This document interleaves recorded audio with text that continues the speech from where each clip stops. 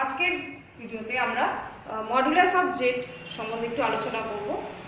তো modulus of Z কে আবার তোমরা এটাকে শুদ্ধ মান বলতে পারো, শুদ্ধ মান বা মাপাঙ্ক বলতে পারো, ঠিক আছে, এভাবেও বলতে পারো। আচ্ছা, z = x + iy, এটা তো আমাদের চেনা পরিচিত বিষয়, যেখানে x ও y হচ্ছিল বাস্তব রাশি, i হচ্ছিল কাল্পনিক একক এবং i এর মান হচ্ছিল √−1। এত পর্যন্ত তো আমাদের জানা। এবার একটা জিনিস এখানে একটু আসো, এখানে y মানে হচ্ছিল ইমাজিনারি অ্যাক্সিস, x মানে রিয়েল অ্যাক্সিস। পিকচার একটু ফলো করো, দেখো আমি একটা ট্রায়াঙ্গেল এঁকেছি, যা এটা হচ্ছে 90 ডিগ্রি বেস করে একটা ট্রায়াঙ্গেল এঁকেছি। পিএন হচ্ছিল লম্ব ও এক্সের উপরে। আচ্ছা, এই 0 পয়েন্ট থেকে পি অবধি যে লাইনটা আমরা এঁকেছি এটাই হচ্ছিল মডুলাস অফ জেড, বা ওপি ডিস্টেন্সটাই হচ্ছিল মডুলাস অফ জেড।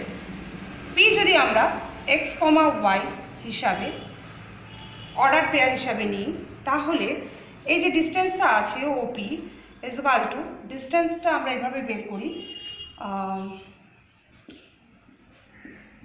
ভুজ, এখানকার ভুজ মাইনাস এটার ভুজ প্লাস কোটি মাইনাস এই পয়েন্টের কোটি, তার হোল স্কোয়ার করলে দেখো x² + y² একটা রেজাল্ট আসছে।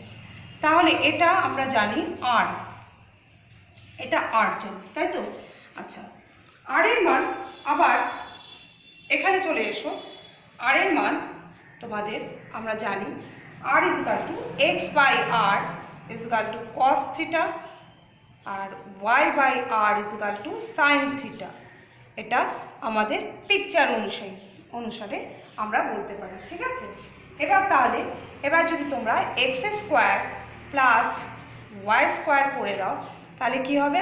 r² sin² θ plus cos² θ, that is r², এটা 1 হয়ে গেল। That is implies that r = ±√x² + y²। আর এই দুটো মান এসছে। এবার আমরা ফর্মুলাতে চলে যাচ্ছি।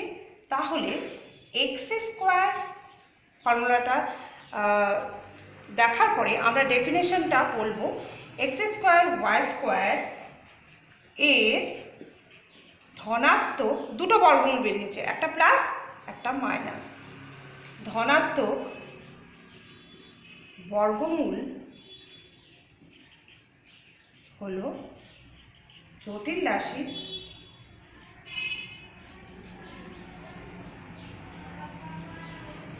মডুলাস।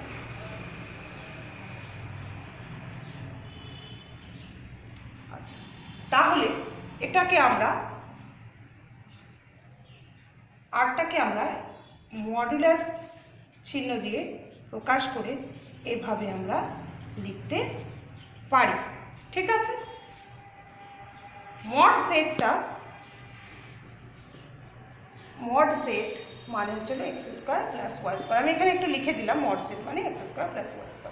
আচ্ছা, এটাকে তুমি ভাষায়ও লিখতে পারো, মড জেড, দ্যাট ইজ চিহ্ন, দ্যাট ইজ √x² + y²। এবার এটাকে ইউজ করে আমি কিছু ফর্মুলা বা সূত্র বের করার চেষ্টা করি। 1 নম্বর পয়েন্টে আমরা আসছি, z = x + i, z জটিল রাশি z বার, পূরক সংখ্যা x - iy, মাইনাস জেড তোমার -x - iy, ঠিক আছে? প্রত্যেকটার ক্ষেত্রে দেখো, যদি আমি মড জেড সিম্পলি বের করি, তাহলে এটার ফর্মুলা হচ্ছে x² √x² + y²। সিমিলারলি এটার ক্ষেত্রে কি হবে, X square plus minus Y whole square, that is X square plus Y square. এটার ক্ষেত্রে কি হবে, মাইনাসটাকে যদি মাল্টিপ্লিকেশন করে দিই, that means minus X whole square plus Y whole square, that is X square Y square. ঠিক আছে, তাহলে কি বলতে পারি, mod z is equal to mod z bar is equal to minus z bar। আবার z into z বার যদি করি, simply আমরা পাবো x plus iy x minus iy a plus b into a minus b, then x square, এটা result কি আসবে, x square plus Y square, a plus b a square plus b square হলো i দিয়ে এটা minus দিয়ে হলো। তাহলে Z into Z bar এটাকে কি লিখতে পারি না, mod Z whole square. Mod Z মানে তোমার দিস ওয়ান, এটাকে যদি আমি স্কোয়ার করি তাহলে রুটটা উঠে যাবে, রুটটা উঠে গিয়ে তোমার এই রেজাল্টটা আসবে। ঠিক আছে, তাহলে আমরা এখান থেকে এই একটা সূত্র পেলাম, এই একটা সূত্র ফর্ম করতে পারলাম। আচ্ছা, এখান থেকেই আমি একটা জিনিস বলছি, যদি তোমার z1 একটা জটিল রাশির সাথে z2 আরেকটি জটিল রাশির মড সমান হয়েছে, কিন্তু এটা কিন্তু কখনোই না যে তাই বলে z1 জটিল রাশিটি z2 জটিল রাশির সাথে সমান হবে। কেন হবে না? যেমন দেখো, z1 যদি আমি লিখি 3 প্লাস 4i, z2 তো এভাবেই হতে পারতো 4 প্লাস 3i। ঠিক আছে, না দুটো এক কিন্তু নয়। ঠিক আছে, ক্লিয়ার? 3 নম্বরে, যদি তোমার x is equal to 0 and y is equal to also 0, তাহলে কি হবে? তাহলে obviously mod z is equal to 0। ঠিক আছে, আচ্ছা, এবার আমরা একটা ফর্মুলায় আসি, এটা মুছে দিই।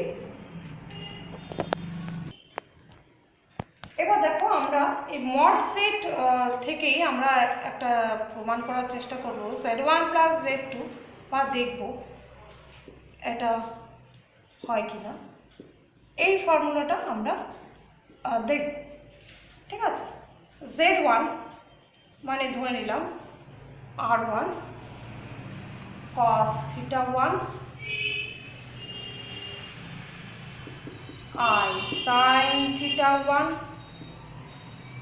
z2 r2 cos theta 2 I sin theta 2।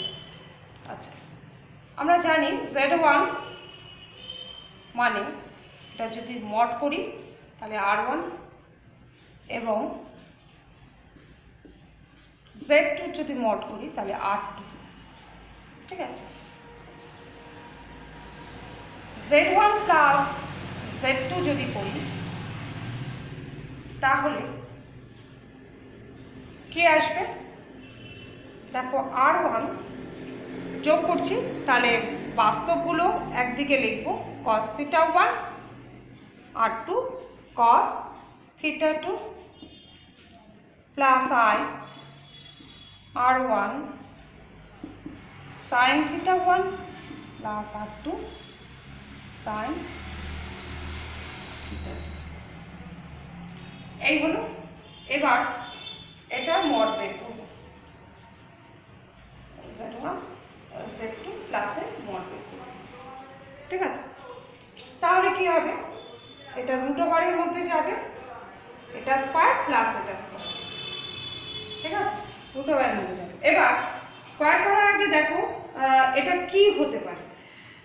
এটা a, এটা b, মানে জাস্ট এই ফর্মুলাটা আমরা ইউজ করছি, a প্লাস b হোল স্কয়ারের formula, that is a square plus 2ab plus b square. এর থেকে তো বেশি কিছু হবে না, তাহলে এটার ক্ষেত্রেও তাই হবে, এটার ক্ষেত্রেও তাই হবে। আচ্ছা আমি আগে জিনিসটা লিখে নিই, cos theta 1 plus r2 cos theta 2 whole square plus r1 sin theta 1 plus r2 sin theta 2 whole square. Clear? তাহলে এটা এ, এটা বি, সিমিলারলি এটা বি, এ আর বি। আচ্ছা এবার দেখো এটা কি কি জিনিস আসতে পারে। এ স্কোয়ার, এটা স্কোয়ার আসবে, এটা স্কোয়ার আসবে, এটারও স্কোয়ার আসবে, এটারও স্কোয়ার আসবে, এই পোর্শনটা স্কোয়ার আসবে, আর one square cos square theta 1 এরকম করে আসবে। আর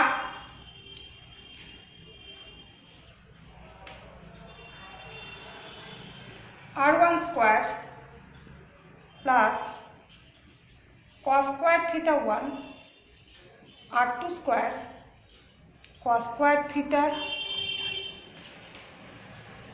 এখানে একটা আই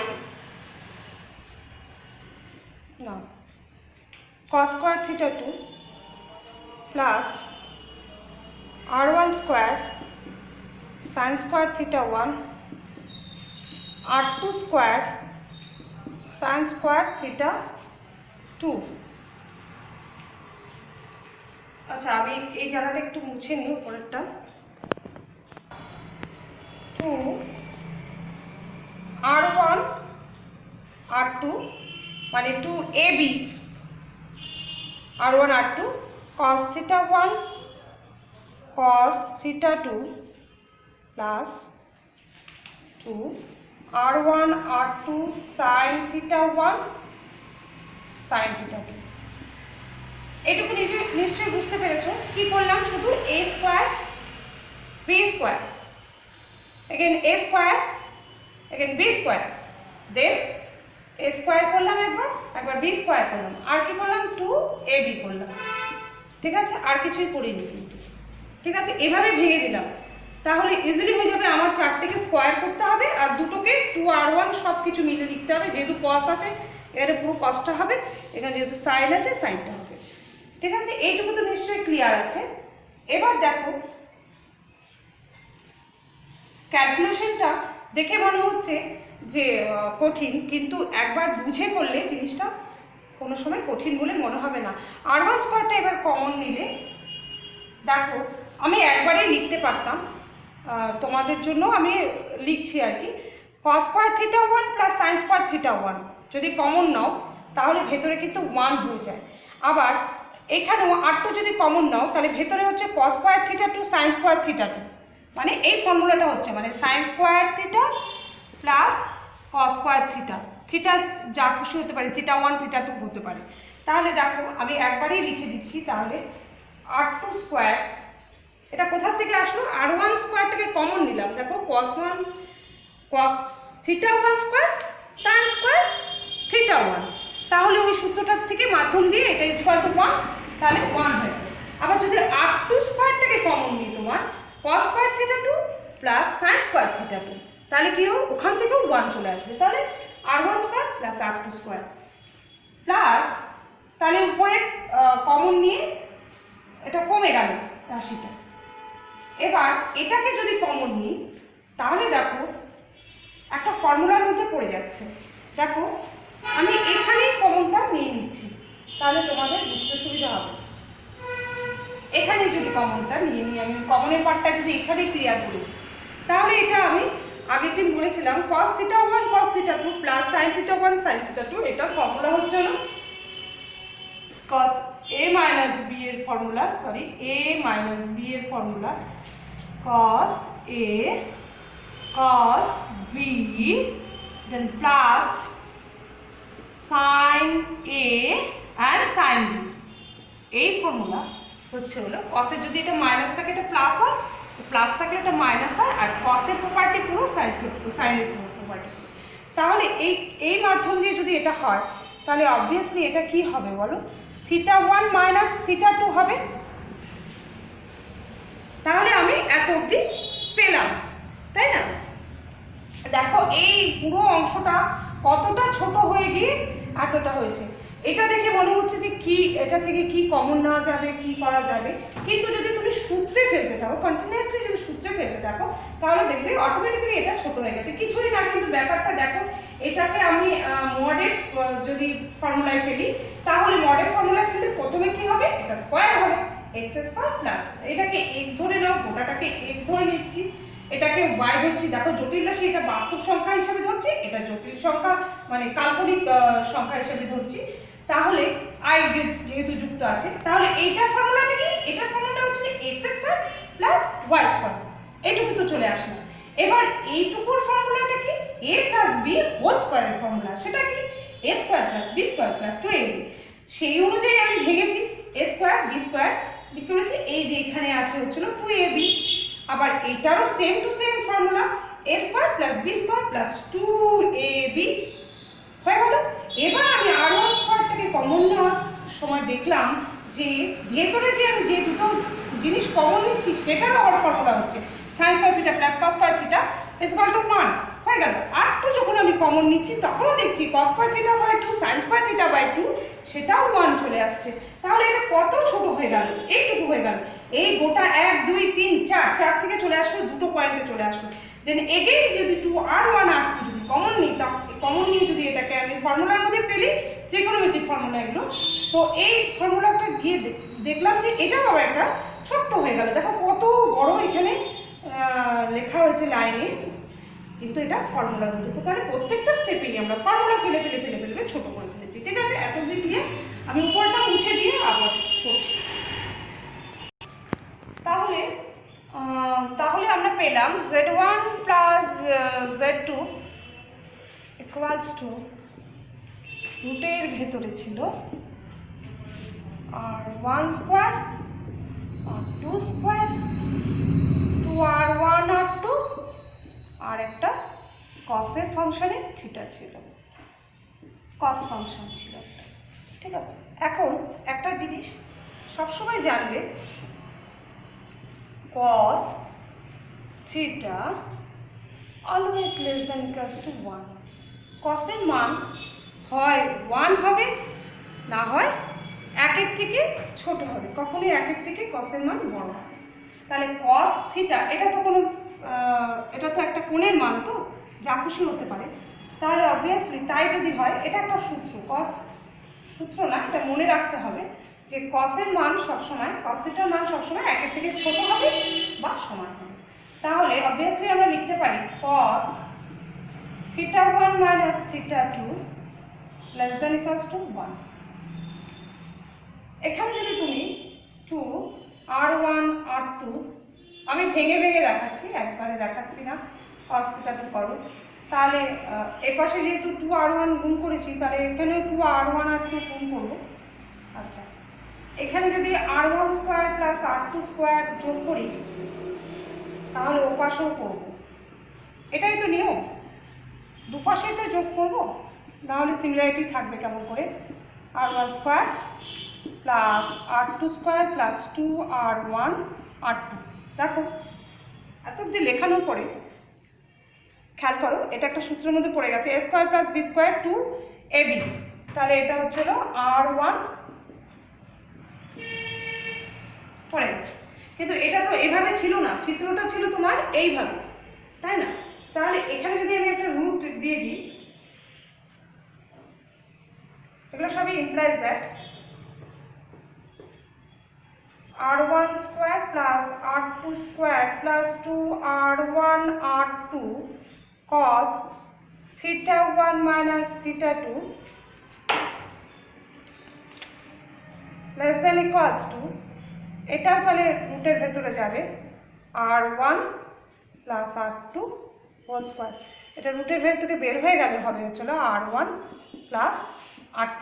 আচ্ছা, এই পোর্শনটা মানে কি, এখানে মড z1 প্লাস z2, তাই না? তাহলে less than equals to r1 মানে কি মড z1, r2 মানে কি মড z2। ক্লিয়ার? আচ্ছা, এবার আরেকটি ফর্মুলা এখান থেকে চট করে ক্রিয়েট করে ফেলতে পারবো, z2, এটাকে এভাবেও লেখা যায় z1 প্লাস মাইনাস z2, একই ব্যাপার। আচ্ছা, তাহলে যেহেতু প্লাস ফর্মুলা দিয়ে এটা আছে, তাহলে এটাও প্লাসের ফর্মুলা ফলো করবে। That means z1 plus minus z2। আর আমি কিছুক্ষণ আগে তোমাদের এটা লিখে দিয়েছিলাম যে মড জেড যা, মড জেড বারও তা, আর মাইনাস জেড বারও তাই, একই রেজাল্ট আসবে। দেন এটা আমরা বলতে পারি z1 plus z2, that is z1 minus z2, এটা অবভিয়াসলি এটাও less than equal to z1 plus z2। Clear?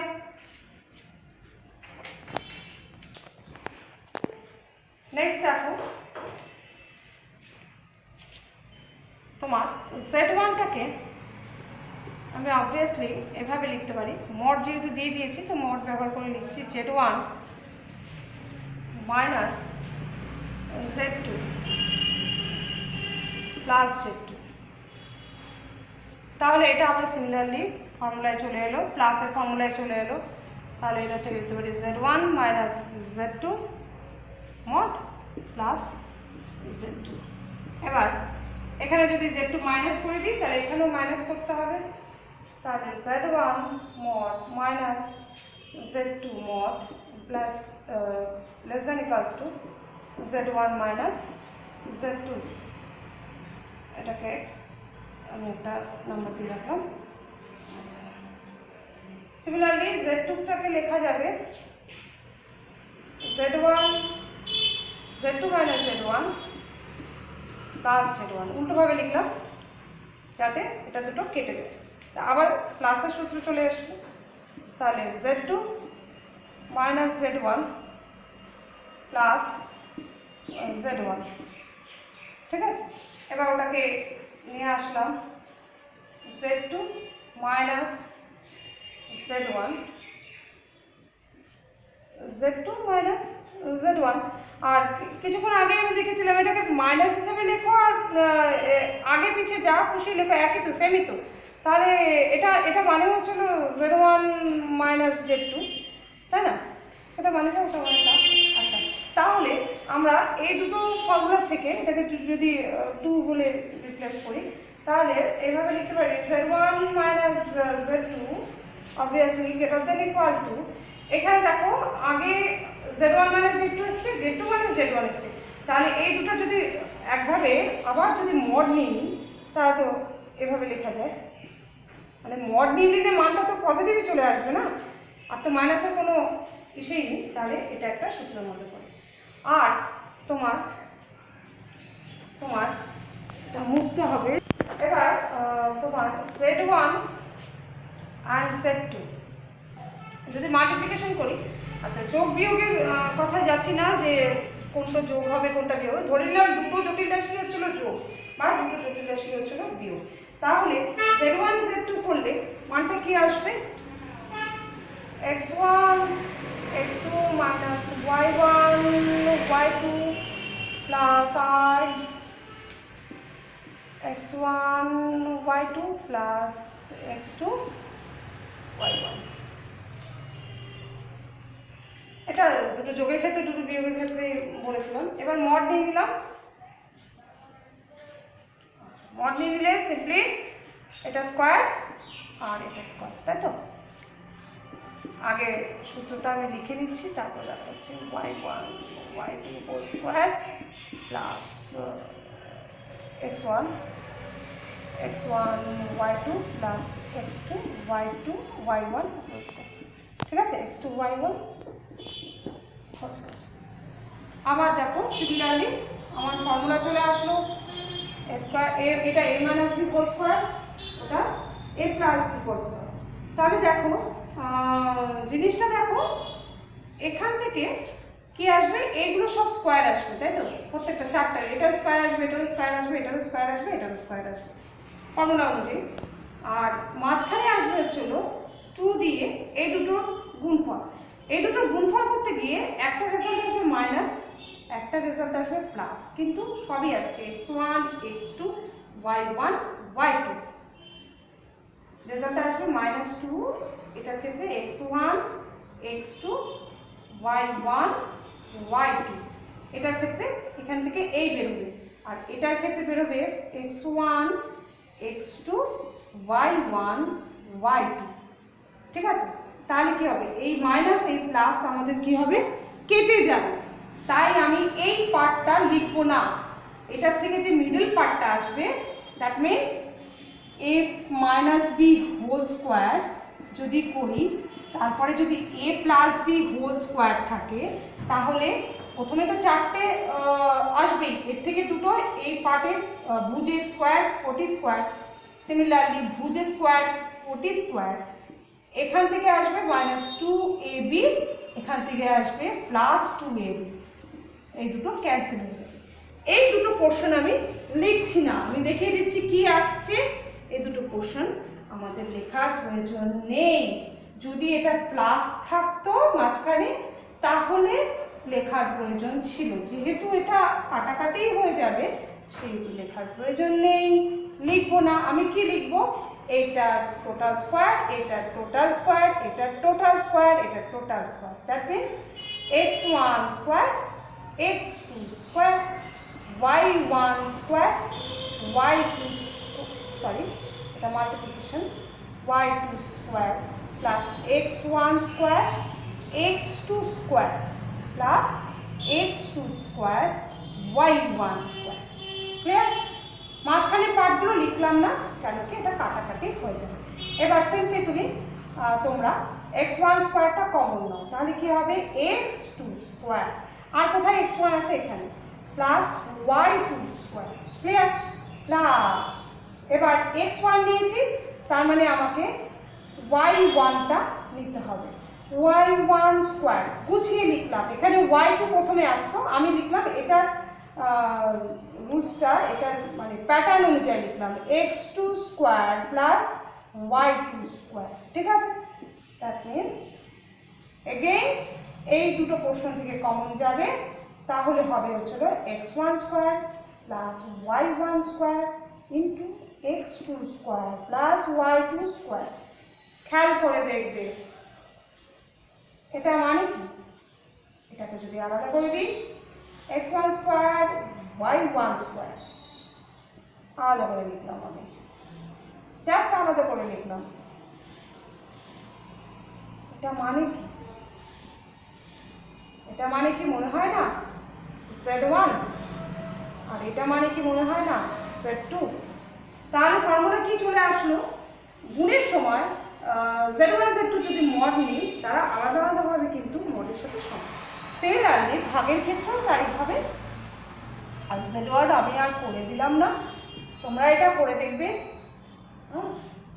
z1 z2 যদি তুমি মড নাও, ভাগ করে তারপরে যদি মডটা নাও, তাহলে দেখবে এটা আলাদা আলাদাভাবে মডে সমান। ঠিক আছে, তাহলে এত অবধি নিশ্চয়ই ক্লিয়ার আছে। আমি নেক্সট অ্যামপ্লিটিউড নিয়ে একটু আলোচনা করে দেবো। ঠিক আছে।